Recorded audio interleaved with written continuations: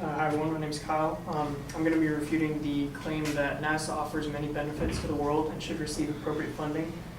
The advocate supplied three secondary claims. First, that NASA is receiving many budget cuts and is anticipating more in the future.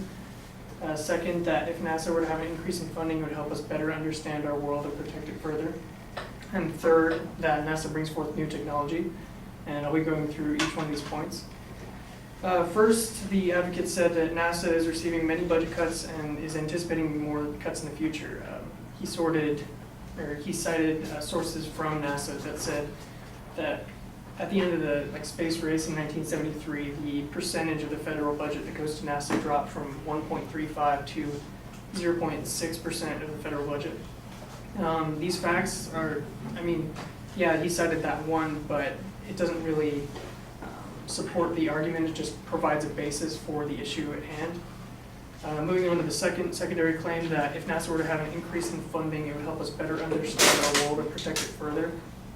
The advocate said that studying worlds like Venus and Mars help us to understand how climate change on those planets applies to ours. He failed to provide any specific information on this.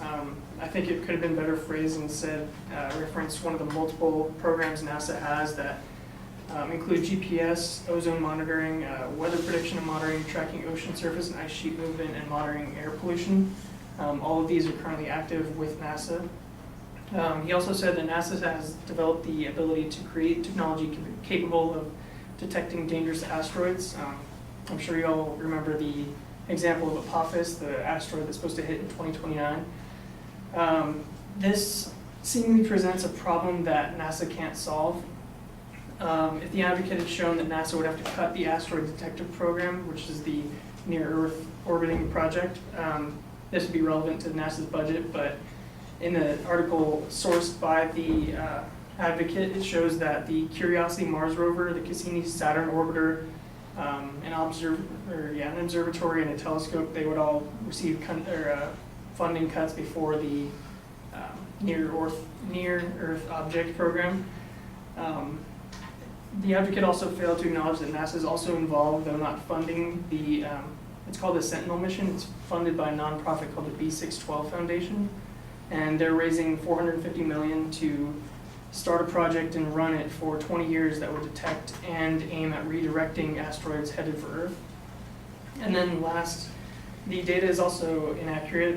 You can all sleep easy because in January 2013, they said that the 2029 and 2036 suspected impacts will not happen, so the information was a little out of date.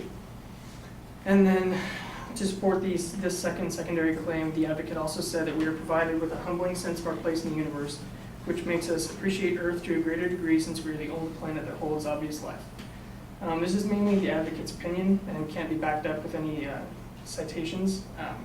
This also invites someone to kind of challenge this because NASA is actively searching through the Kepler program for worlds that are like Earth that can sustain human life, as well as NASA's SETI program, which is the search for extraterrestrial intelligence. That actually exists, and that's something that's being funded through NASA, so someone could argue that the importance of Earth and human life on Earth can be challenged. And then the third secondary claim that the advocate proposes was that NASA brings forth new technology. He mainly referenced CAT scans, MRI machines, and X-ray technology, and also went into depth about microgravity research that has helped in detecting cancer earlier. While these are things that NASA has done that have been useful in the past, it doesn't connect. It requires an inferential leap that a budget increase for NASA would yield more technological advances like these. Unfortunately, there's no way to forecast this, and it's kind of impossible to determine. Just to sum it up, I agree with the advocate that NASA does deserve more funding, but I believe that the advocate's argument uses insufficient and irrelevant evidence and lacks the connection to NASA's budget. Thank you.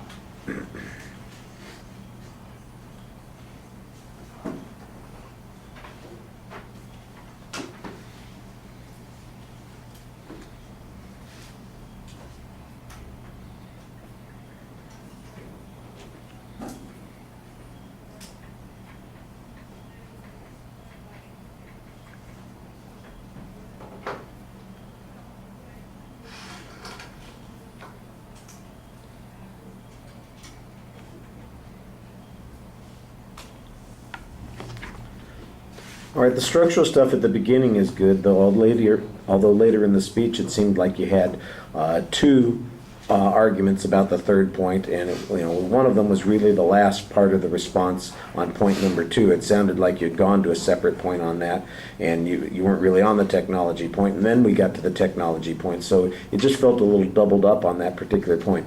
On the first point, you basically just acknowledge that there has been a cut. It represents a smaller percentage of the total budget.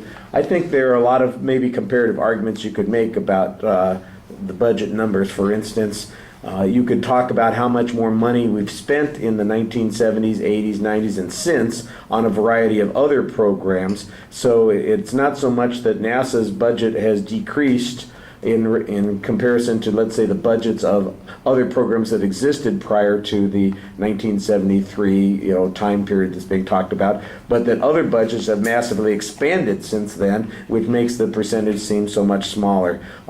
You might, for example, point out that NASA has not had a decrease in the amount of money that it's received each year, but it just simply has not maintained a position relative to the rest of the budget as other items have exploded. That's not a demonstration that NASA is getting an insufficient amount of budget, and I think that that's the way that that argument would work a little bit better.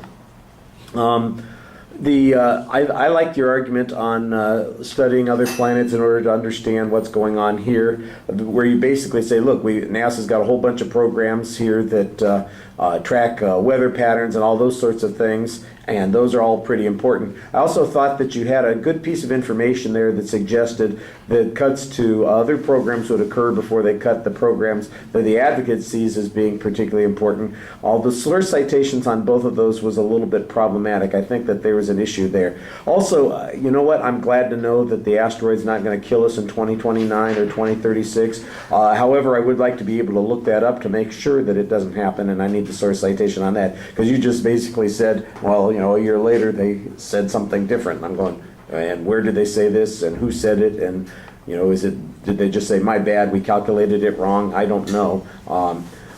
I hope you're right on that one, by the way.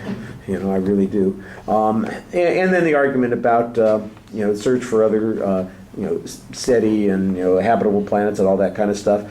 I think you make an argument that says, look, they're continuing to do those kinds of things, so what is it that we're not doing that we need to be doing? That's a reasonable question to ask. On the technology argument, I think that you've got the right concept here, that demonstration of increased spending doesn't automatically result in an increased amount of technological innovation. One other thing that you might point out is that there's been a substantial shift in the way technology has developed since the 70s, the high point of the NASA program, space program, and that technological development has shifted from the aerospace industry to the information industries, and that as a consequence, the idea that we are somehow losing out on new technologies ignores all of the technological innovations that are occurring on a regular basis. That, I think, would be a good way to do it.